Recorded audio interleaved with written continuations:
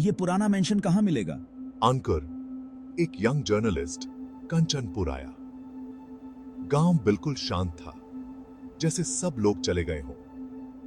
हवा में एक अजीब सी खामोशी छाई हुई थी। एक बूढ़ी औरत कुएं के पास बैठी थी। उसकी आंखों में एक अजीब सा डर था। अंकुर ने पोलाइटली पूछा, ये पुराना मैंशन कहाँ मिलेगा? लेकिन औरत बस उसे घूरती रही। उसकी खामोशी बहुत कुछ कह रही थी। ये खामोशी डर की वजह से थी, एक ऐसी खामोशी जो भूले हुए खौफ के बारे में बता रही थी। अंकुर ने फिर कोशिश की। उसका क्यूरियोसिटी बढ़ता जा रहा था। उसे एक बूढ़ा आदमी दिखा जो अपने छोटे से खेत में काम कर रहा था। वो आदमी डर के मारे पहाड़ियों की तरफ देख रहा था। वो कुछ बोलना नहीं चाहता था। आखिरकार उसने बोला।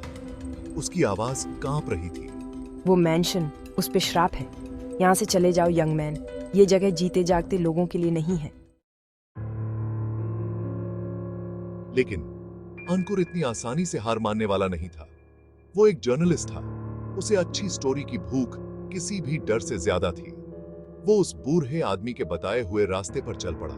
उसकी नजरें होराइजन को देख रही थीं। वहां एक अकेली पहाड़ी पर वो मैंशन था। ये कभी बहुत ग्रैंड बिल्डिंग रही होगी, लेकिन अब निग्लेक्ट और समय के साथ टूट रही थी। खिड़कियां डार्क थीं, जैसे खाली आंखें दुनिया को देख रही हों। कभी ब्राइट रंगों वाली दीवारों का पेंट उतर रहा था, जिससे नीचे के पत्थर दिखाई दे रहे थे। एक बढ़ा हुआ गार्डन उसके एंट्रेंस को ढके हुए था। कांटे जैसे हाथ फैलाए खड़े थे। अंकुर जैसे जैसे पास आता गया, हवा और ठंडी होती गई। उसकी रीढ़ की हड्डी में सिहरन दौड़ गई, जैसे कोई उसे अंदर जाने से रोक रहा हो। फिर भी वो आगे बढ़ता रहा, उस मैंशन के साइलेंट खतरे की तरफ खिंचता चला गया। मैंशन के अंदर जाना जैसे पास्ट में जाना था। हवा में धूल और सड़ांध भरी हुई थी।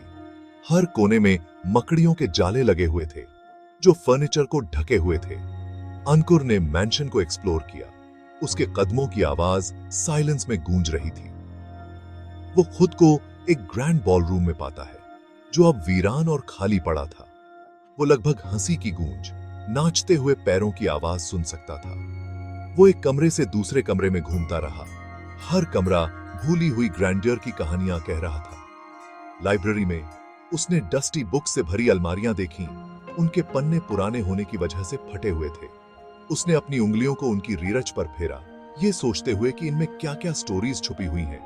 ये मैंशन राजों का खजाना था, एक भूली हुई दुनिया जो समय के साथ रुक गई थी। अंकुर ने ठान लिया था कि वो इसके मिस्ट्रीज को उजागर करके रहेगा, चाहे कुछ भी हो जाए।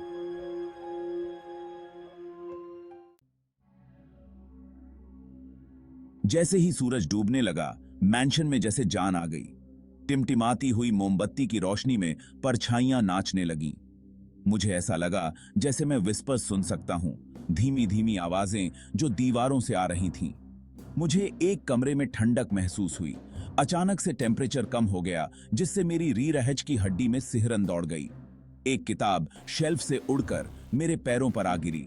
मेरा दिल जोर जोर से धड़कने लगा, लेकिन मैंने डरने से इनकार कर दिया। मैं एक जर्नलिस्ट हूं, सच्चाई की तलाश करने वाला। डर एक ऐसी लग्जरी है जो मैं अफोर्ड नहीं कर सकता। मैं आगे बढ़ता रहा। मेरे सेंसेस अलर्ट थे। मैं जानता था कि मैं मैंशन में अकेला नहीं हूं। यहां कुछ और भी मौजूद था, कुछ ऐसा जो दिखाई नहीं दे रहा था, लेकिन हमेशा देख रहा था। मैंशन के डस्टी बेसमेंट में मुझे एक पुराना संदूक मिला। अंदर मुझे एक चमड़े की जिल्द वाली डायरी मिली, जिसके पन्ने फीकी स्याही से भरे हुए थे। ये मेरी डायरी थी, इस मैंशन के असली मालिक की डायरी, एक अमीर जमींदार जो अपनी क्रूरता के लिए जाना जाता था। मैंने इस गांव पर बहुत जुल्म किए, गांव वालों का शोषण किया। मैं अपना धन इकट्ठा करता रहा, जबकि मेरे लोग भूखे मरते रहे। मेरी डायरी मेरे लालच का सबूत है, मेरे निर्दयी कामों का रिकॉर्ड है। मैंने पढ़ना जारी रखा। मेरा खून सूखता जा रहा था। जमींदार के पास एक डार्क सीक्रेट था, एक भयानक जुर्म जो उसने इस मैंशन की दीवारों के अंदर किया था। उसने एक परिवार को मार डाला था जिसने उसका विरोध करने की हिम्मत की थी।